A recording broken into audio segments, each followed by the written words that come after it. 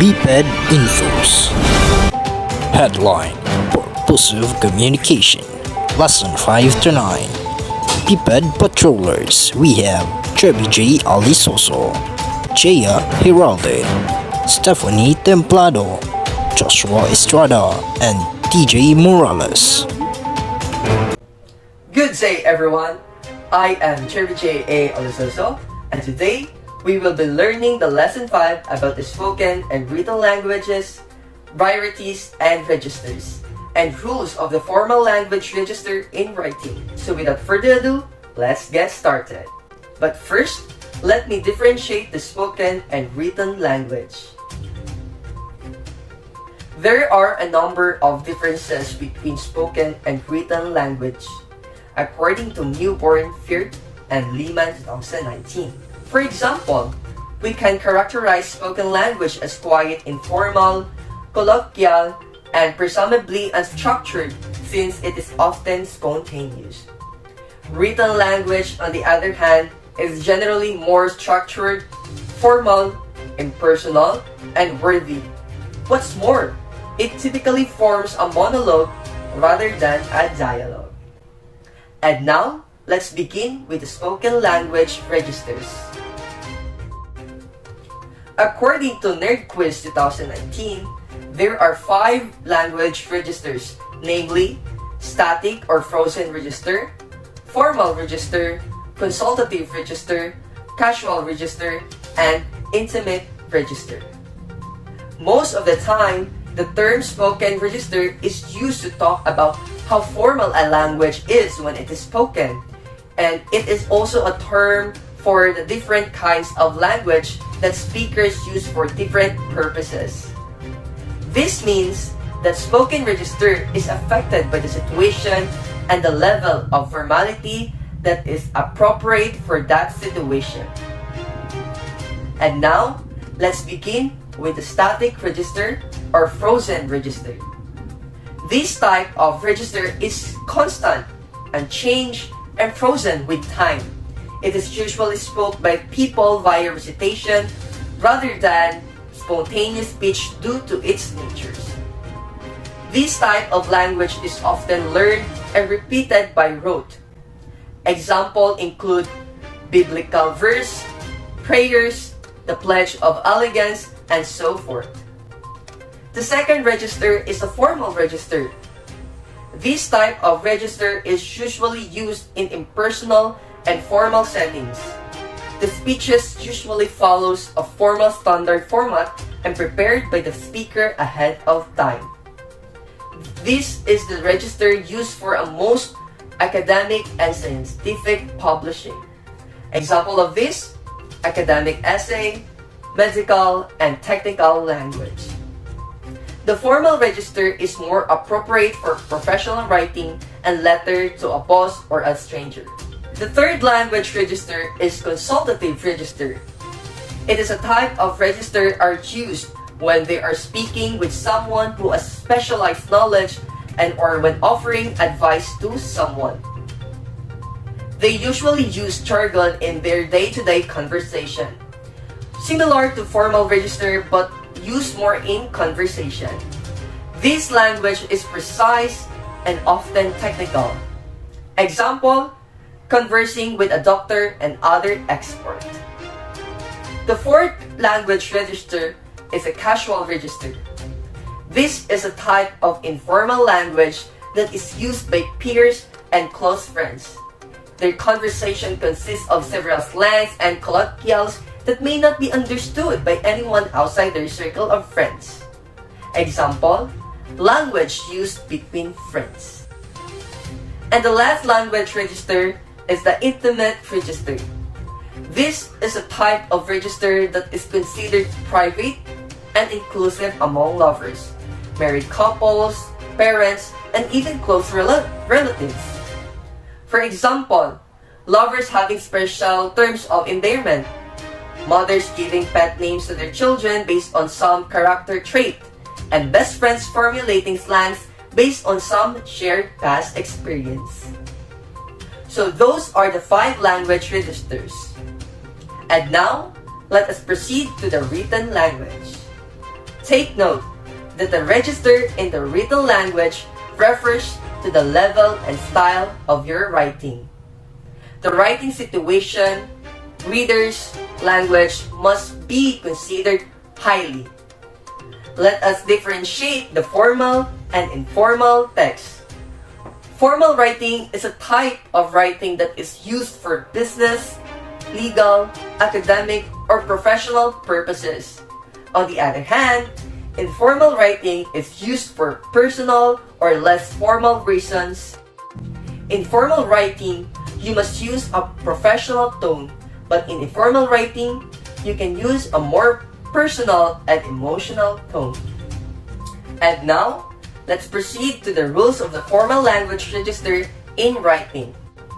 These are the rules according to Baradillo v. et al. 2018.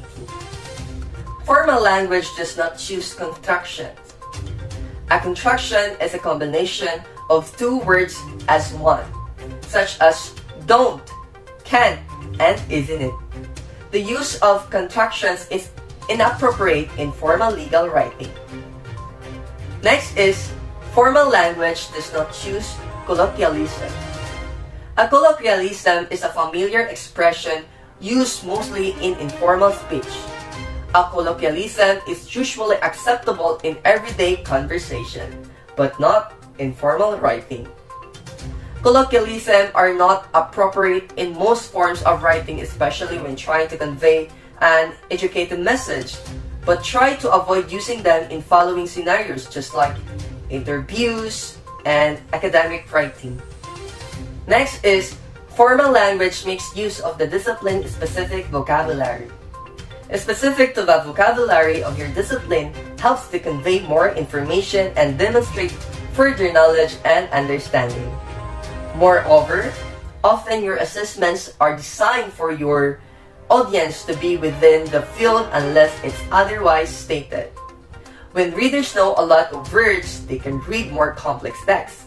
When writers know a lot of words, they can compose more sophisticated documents. Next is, formal language spells out number less than 100. Next is, formal language observes the use of capitalization and avoid abbreviations. And lastly, formal language makes use of complex language structures. And that is the lesson 5 of the purposive communication.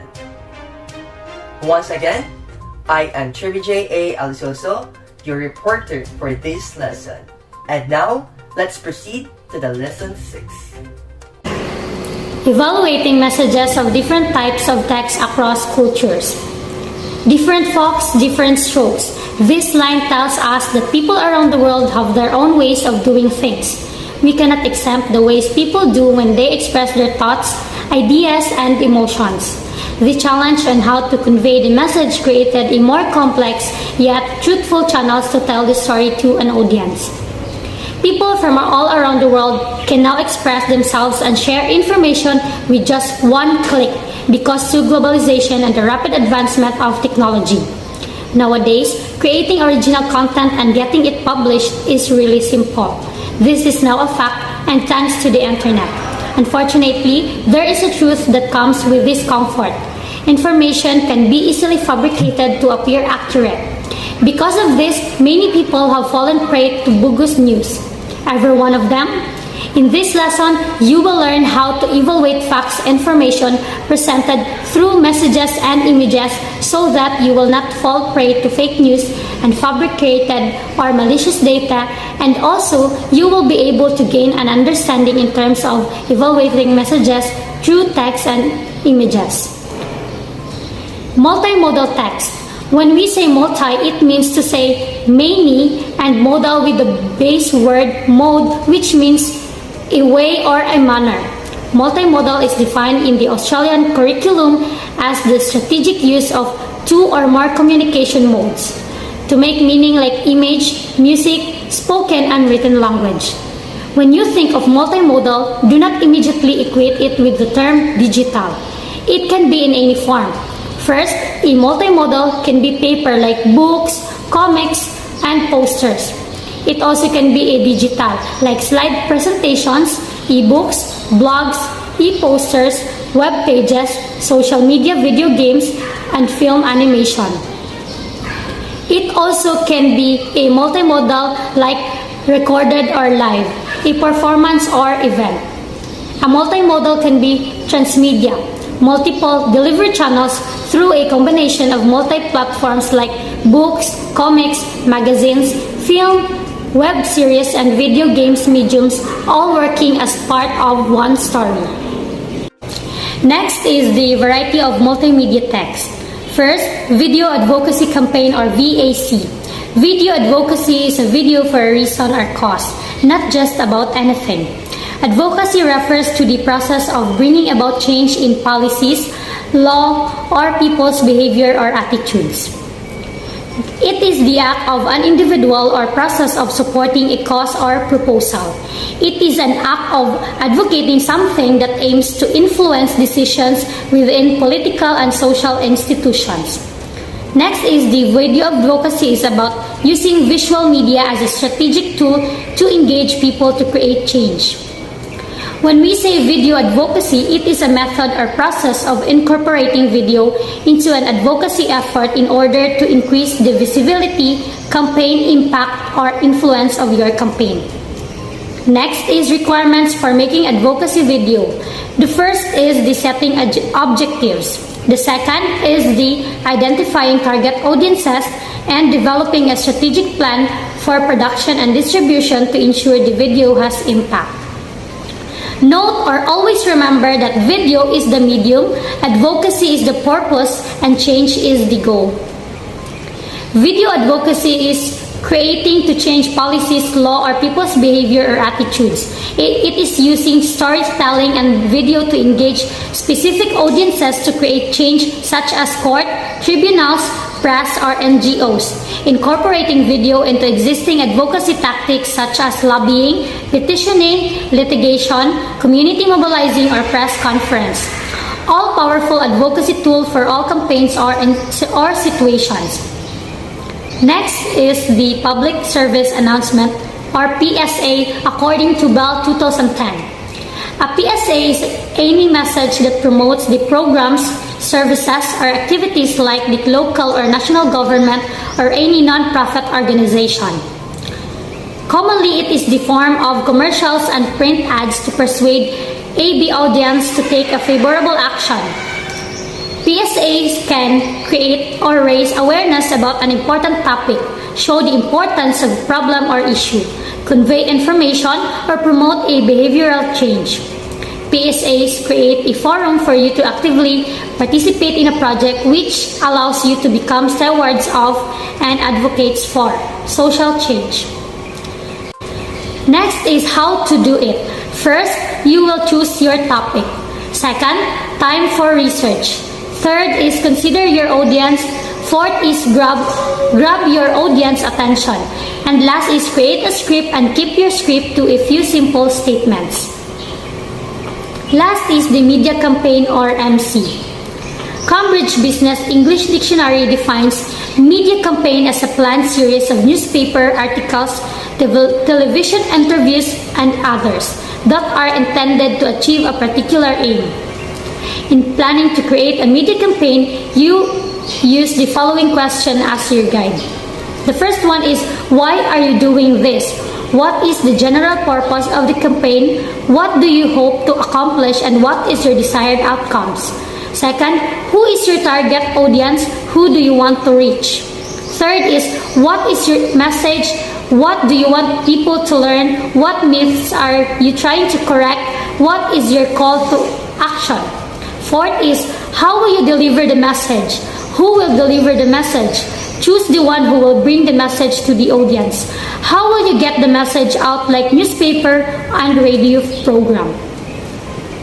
Fifth is, when will you do it? Look for timely opportunities to get the message out and define your timely news hook. Evaluating messages in a multimodal text is the last topic in this lesson. Evaluating messages or images.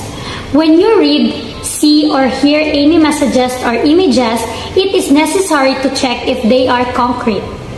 We can see a lot of images on different platforms that contain different information, so it is necessary for us to understand its meaning to prevent miscommunication. Messages are constructions. If we hear or read any messages that we do not understand, we will immediately think that it is difficult, and sometimes we will just ignore it. However, there are times that we are curious about what it's about and ask questions such as, how did the authors write this kind of book? What is the message behind the work? Examples are novels, poems, and etc. Message represents social reality. A message is an essential piece of information that may have a negative or positive impact on the world. Through your message, you can change someone's life.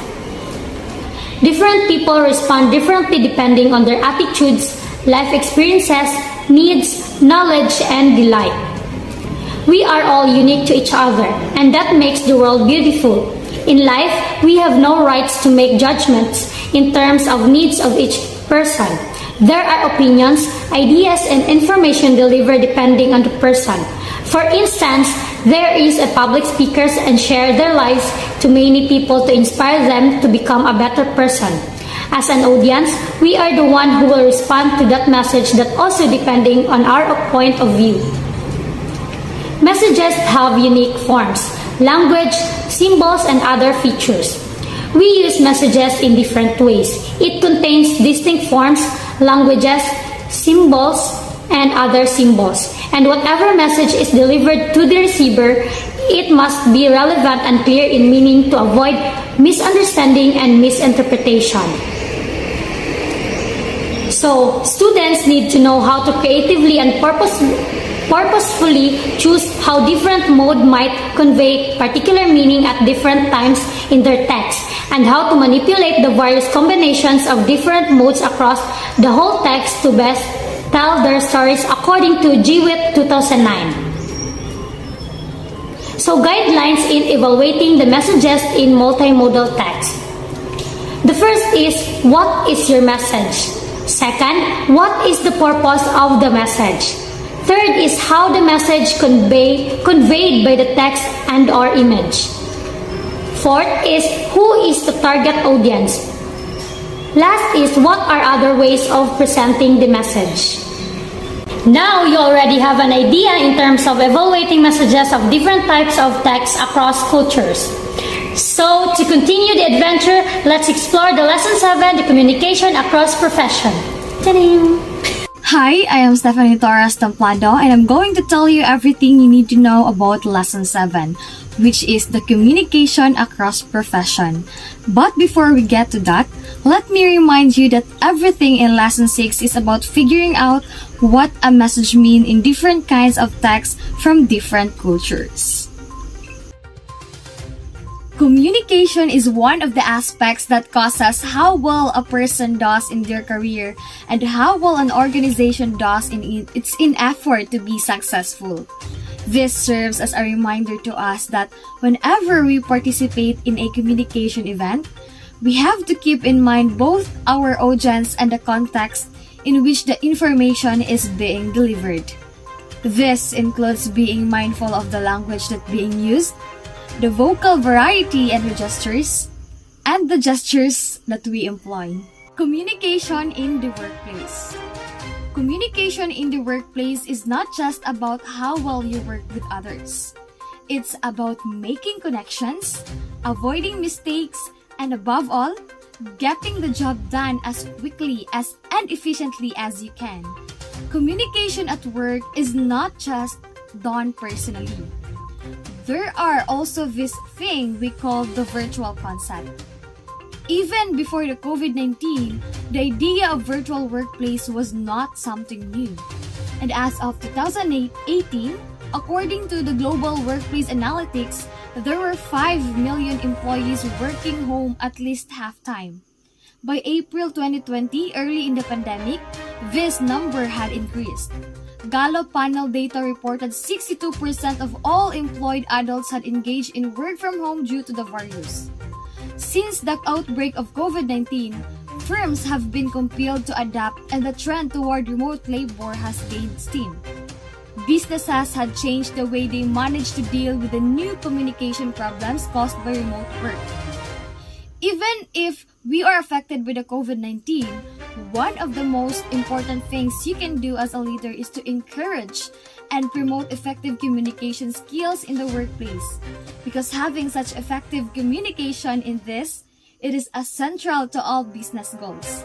Our interactions, including the words and gestures we employ, affect our engagement and success in our workplace. According to Baradillo et al. 2018, there are presentation skills impact in the workplace, and some of these are at networking function, meeting new people, or renewing acquaintances. Networking promotes exchanging of ideas and innovations. Hearing what other companies are doing can motivate you to add new abilities or practices. Your innovative ideas can help you to flourish in a small or a large company. At an intimidating interview, employers ask tough interview questions for several different reasons. These are few reasons why employers ask difficult questions. These are to seek out important information about you, learn about your thought processes, and to gauge your experience level and comfort with difficult tasks. Last is the conducting trainings. Providing training and development to employees allows employers to pinpoint the knowledge and skills they want their employees to have. Training and development programs can educate employees about new skills or provide updates on existing skills to enhance productivity. Start using the right tools for your business. Encourage two-way communication. Organize engaging team-building activities are some of the communication strategies to increase work productivity, as what Kashyap 2019 stated. When employees at a company have effective communication skills, they have tendency to hold each other accountable for their actions. Individuals are aware of exactly what is expected from each of them, since there is an excellent communication in the workplace that delivers explicit guidance. Because of this, accountability is improved, which in turn leads to increased productivity. Business meetings in action. You cannot avoid conducting meetings with your employees, business partners, stakeholders, clients, and business prospects regardless of the size of your firm. A business meeting is the means by which a company can run successfully and in a timely manner. In your meetings, you will learn about the condition of your employees, the significance of your products, and the demands of your customers, and also the position within the company. Therefore, you must communicate your business ideas to your staff and solicit their feedback on the state of the company. Nevertheless, it is necessary to understand the most efficient protocols of organizing the meeting. According to Vantage Searle 2019, meetings for conducting business are essential components of any organization. It makes it easier for you to keep track of the procedures and activities that the organization is engaged in it to achieve its goals and objectives. It enables you to keep up with the latest information, discuss ideas, find solutions, and assist the formation of teams. That is why in conducting such meeting, you really need to be prepared to have meeting agenda, start and end on time, have fewer meeting, have focus, and lastly, ask for feedback. These are some ways in order to make a meeting better. Correspondence in the business. To keep your business running and profitable, you must send out paper business correspondence. Business requires good business correspondence because it relies heavily on textual communication as a means of disseminating data. It is the name given to this type of written communication used for professional objectives. Interorganizational or client-to-organizational correspondence are all examples of corporate communication. Because of business communication is the formal method of communicating information between firms, their employees and their clients, it is essential. Since it is in a written form, it can serve as a future reference for the information being communicated. Types of business correspondence. A correspondence is of many types. Let us get ourselves familiar with some of them. Internal correspondence. It refers to the correspondence between the individuals, departments, or branches of the same organization. Second, external correspondence. It refers to the correspondence between two individuals. These are not the same organization. Any correspondence outside the organization is external correspondence. Suppliers, customers, educational institutions, government departments come under this category. Third is the routine correspondence. It refers to the correspondence on routine manners. A correspondence made for inquiries, orders, acknowledgements, invitations, and appointments letters are routine correspondence. The fourth one is the sales correspondence. It refers to the correspondence related to the sale. Sales letters, sales reports, invoice, and confirmation of orders are sales correspondence. Delivery letters, statement of accounts are also some of its example. The fifth one is the personalized correspondence. It refers to the correspondence based on emotional factors. Letters of the request, recommendation, and congratulations are personalized correspondence. Letter of introduction, granting, and the refusal of terms are some of its example. For the last one is the circulars. Circulars refers to the communication of the common matter to a large number of persons or firms. Circulars, notices of tenders, change of address, and opening of the new branch come under this category. An introduction of new products is also its example. As we come to end of this lesson and prepare to delve further into the topic of communication across professions, I would like to use this opportunity to introduce you to Joshua Estrada. Now that we already explored the oral communication in the workplace, business meeting protocols, and business correspondence, try to look for reasons why a lot of professionals did not pass a certain job interview. Do you think that their communication skills affect their job interview performance? To dig deeper, ready yourselves and buckle up as we are going to explore Lesson 8 Communication Across Profession. One of the elements that affects a person's professional success or failure, as well as an organization's effort to succeed, is communication. This serves as a reminder that whenever we participate in a communication activity, we should be aware of our audience and the context of the information being delivered, which includes the language used, the voice variety and registers, and the gestures. Now, we are going to explore what is technical report writing. Technical writing is a formal writing that adheres to a specific structure and tone.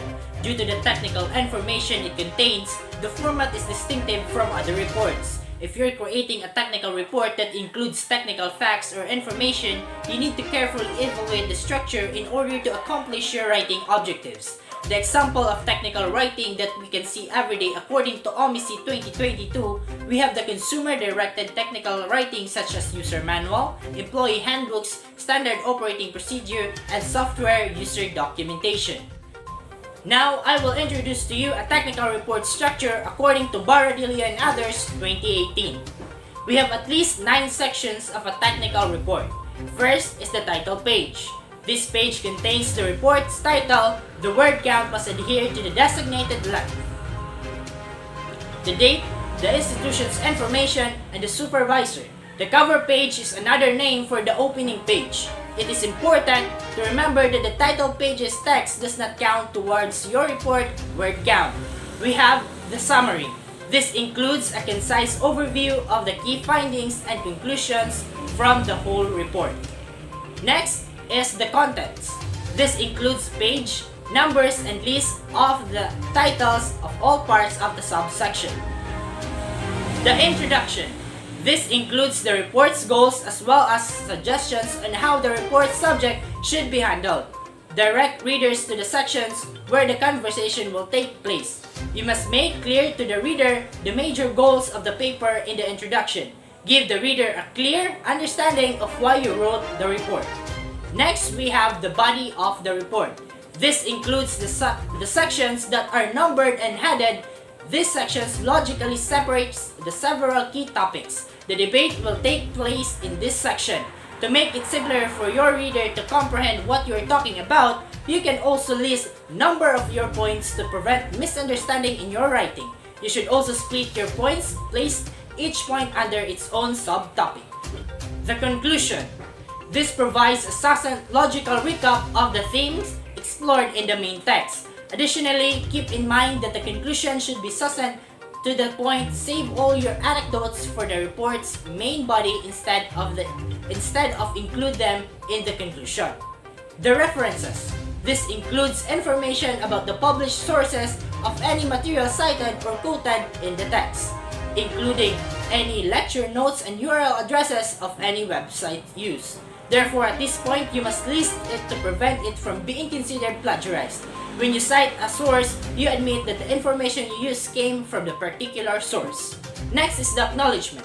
This includes a list of everyone who contributed to your research or report preparation, including your proofreaders. This is a technique for showing gratitude for others' people's efforts on your project. Lastly is the appendices. This section provides any additional information that is necessary for a reader to fully comprehend your report, but is not necessary for a casual reader, such as large-scale diagrams, computer code, raw data, and specification. In other words, other materials which are not always required in the report may have helped you make your argument in the report. This is where you should bring them up. And those are the sections and structure of a technical report. After writing your report, the next thing is presenting it. Writing a report is not enough. You need to have adequate skills on how best to present your report. A presentation is important because it determines the final outlook of your work. Now, let us move on to the interview for successful employment. The applicant will participate in an interview as part of the hiring process for any company, which is one of the highlights of the process. You'll be evaluated during the interview in accordance with the requirements of the business. Your expertise, your talents, and communication capabilities will be assessed. And the majority of the time, whether you are hired for the job you applied for depends heavily on your ability to market yourselves to the potential employer. Let us discuss the types of employment interview according to Chan. We have 6 types of employment interview. First, we have the planned interview. The interviewer should get ready before the interview begins and have a clear plan of attack. The interviewer should carefully review the applicant's application prior to the candidate's arrival and attempt to memorize the key information. The interviewer should have a strategy in place for the information he will seek, the interviewing process, the procedures involved, and the amount of time he will devote to each candidate. Second is we have the pattern structure interview. It was created to assess the personality attributes desired in all employees and is a highly structured, more rigorous type of planned interview. If you were the interviewee, you would like to discuss your motivation, personality, and talents rather than your technical knowledge. Number 3, we have the non-directive interview. It's sometimes rather unstructured. In most cases, the interviewer refrains from interjecting and allows the subject to speak at his or her own pace. In this kind of interview, the interviewer's nature is to listen intently, refrain from disputing, refrain from interjecting, and permit pauses in the dialogue. Thus, in this interview, being a fluent, articulate, and having many ideas to share is crucial. Number 4, we have the depth and stress interview. Here, the interviewer only goes into great depth about a few specific issues of a significant nature. It is only possible to adequately assess a candidate after a thorough investigation into his past and philosophy. Therefore, a thorough investigation of the topic will be conducted in the stress interviews. Deliberate efforts are made to put pressure on the candidates to gauge how well he will respond to the pressure. The emphasis is on why and why of the why. Number 5, we have the group interview. It is a method for identifying leadership. Interviewers observe and score the performance of the candidates while they are seated in the background during a discussion among several job hopefuls without leader. But this scenario is possible that nobody will get a chance to speak and qualified individuals might be overlooked. Lastly, we have the panel or board interview. One applicant may be interviewed by several people. Because it is expensive, this type of interview is typically only used for candidates for managerial positions. And those are the 6 types of interviews. Now, what should you think about when preparing for an interview now that you are aware of the many types of interviews? Here are some tips on how to prepare for an employment interview, according to Sherwood and others 2012. First, research the company and the position. The name of the company, the type of the company, or the background of the company. You should also know your position that will suit your skills and job description. Second, study yourself to identify how your qualification match the job.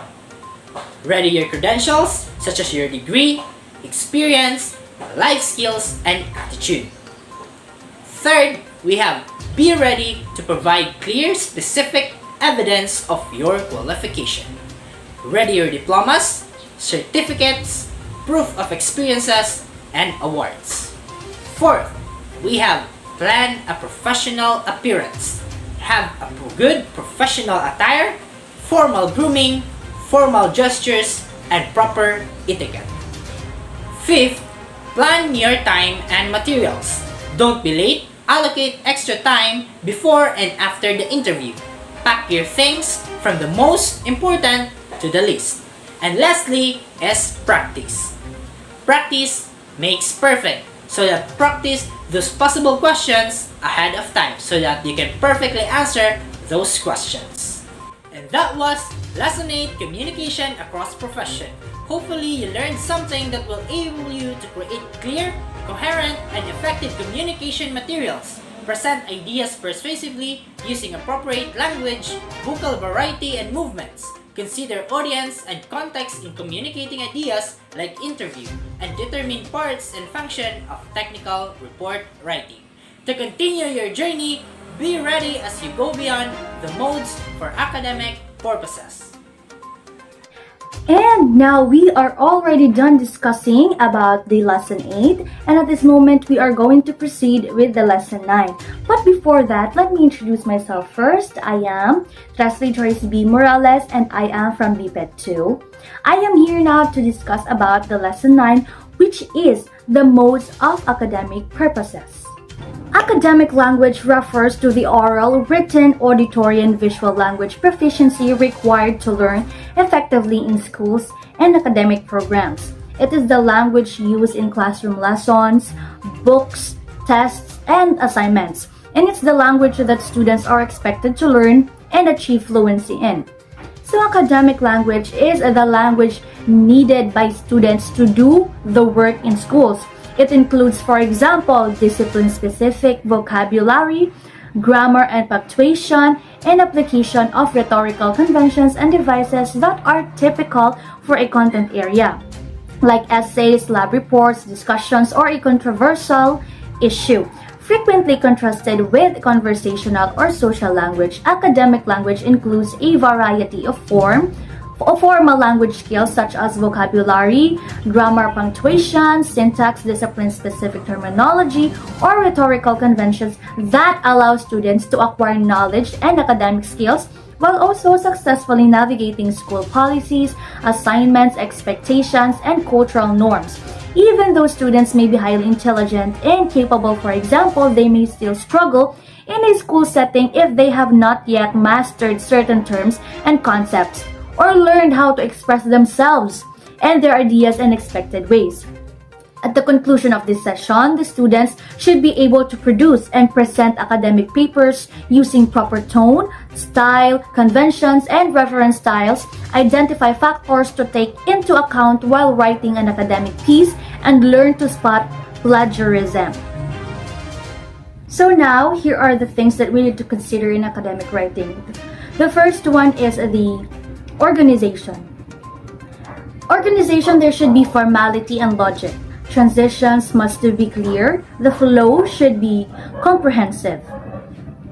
So organization is a matter of priorities and structure. Your audience has this expectation that the information will be presented in a structured format that is suitable for the genre of the text. So there are different patterns you should take advantage of because most readers are familiar with them, and this helps facilitate the conveyance of information. Other factors such as relevance, coherence and flow, cohesion and texture, context and message should be taken into account. Moreover, there are several established patterns of information organization which all writers make use depending on the nature of their paper. Problems and solution, comparison contrast, cause and effect, and classification. So the next one is the tone, balance, and accuracy. Authoritative point of view state the strength of the argument confidently. Language is neutral and not confrontational. The attitude a writer portrays towards the topic and the reader is referred to as tone. The reader's interpretation of the writer's objectives might be influenced by the tone of the text. The reader's attitude toward the book and the author might be affected by these impressions. The next is the choice of words. Words should be definite with its purpose and meaning. Why is word choice important? Your objective when writing an essay should be to convey your thoughts to the reader in a clear, organized, and succinct manner. By preserving clarity and an intellectual tone, good word choice aids in the accomplishment of this objective. The most accurate solution is always the greatest one when writing an academic paper. This implies that, especially when it comes to verbs, you should normally select the shortest, clearest alternative if you can express a concept just as well with one word as you can with two. And now let's proceed with the language. Formal and structured, it should be concise, specific, and proper. Academic writing is generally quite formal, objective or impersonal and technical.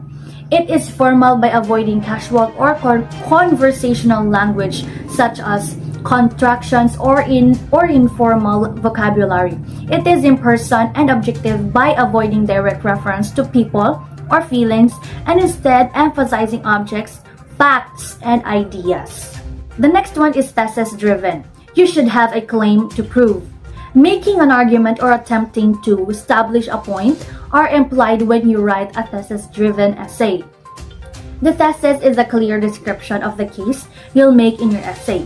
A thesis might be expressed in a single statement or several sentences. The next one is the complexity and the higher order thinking. There should be evaluation, creation, judgment, reflection, and synthesizing. So writing with academic integrity.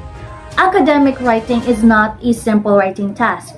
It is more than expressing opinions, revealing facts, or presenting data for research. Academic writing demands not only the knowledge of the basic grammar, the styles and mechanics, but also the most appropriate and correct way of presenting information or data, especially if these are taken from other sources. The integration and citation of sources allow you as a writer to prove that your write-up or writing style are following the standards of academic writing. So in academic writing, you want to inform your readers how your citation of sources plays a vital role in making your essays and researches meaningful, useful, and correct. It is, according to Trimber 2011, identifies the common ways to work with the sources. The first one is to support a position, analysis, or interpretation. The second one is to assess the uses and limits of an analysis or interpretation. The third one is to apply a concept to a new case or situation. The fourth is to change the terms of debate. And lastly is to uncover an enabling assumption and its consequences. One of the challenges of scholarly writing is to take what has already been done, said, or argued, and incorporating it into your work in an original way without being accused of plagiarism. According to Swallis and Fick 2004, plagiarism is copying of words or ideas of another person and using them as your own. The conscious act of copying the works of others without the benefit of recognizing the authors is a big mistake in establishing the truthfulness of one's academic writing. So here are the two types of plagiarism. It is according to Minach 2000. Plagiarism of idea. When writer copies the concept of idea of another person and express it in his or her own words. The second is the plagiarism of language. When writer copies the words or language of another verbatim, copying of the whole sentences without citing sources. And also, there are some other types of plagiarizing academic writing. The first one is word switching.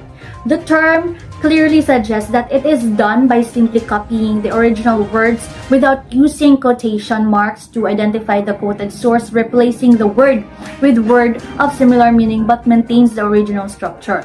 It is also termed as a mosaic plagiarism or patch writing. The second one is concealing sources.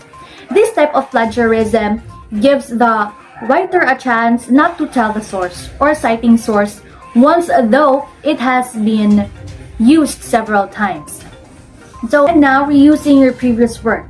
Even though it's your own paper, resubmission of your academic writing to the same person or another teacher and reusing for some group of ideas are still considered cheating. It is also known as self-plagiarism. The next one is clone. Submitting another's word for word, as one's own. So the third one is the Control-C. Contains significant portions of text from a single source without alterations. The next is Find Replace. It is changing keywords and phrase but retaining the essential content of source. And the next is Remix. Paraphrases from multiple sources made to fit together. The next one is the Recycle. Borrows generously from the writer's previous work without citation. The next is what we call hybrid. It combines perfectly cited sources with copied passages without citation. The next is the Mash-up. Mixes copied material from multiple sources. The next is the 404 error.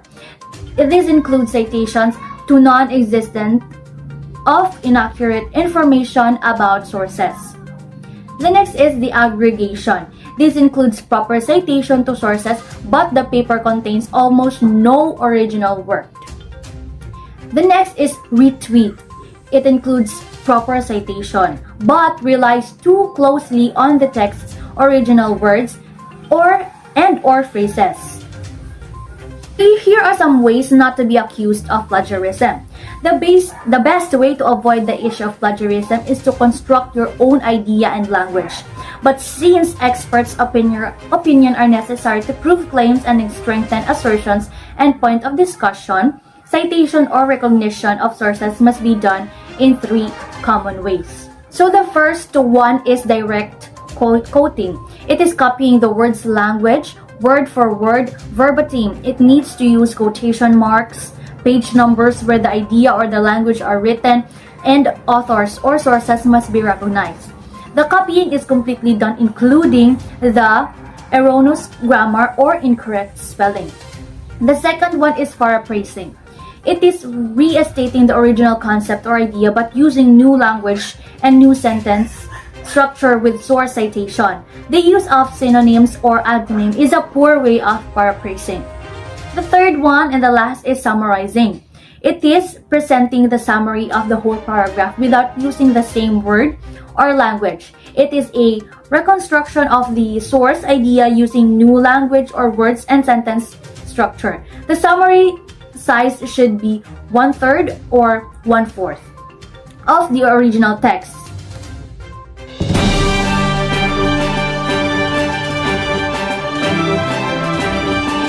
BPED Infos.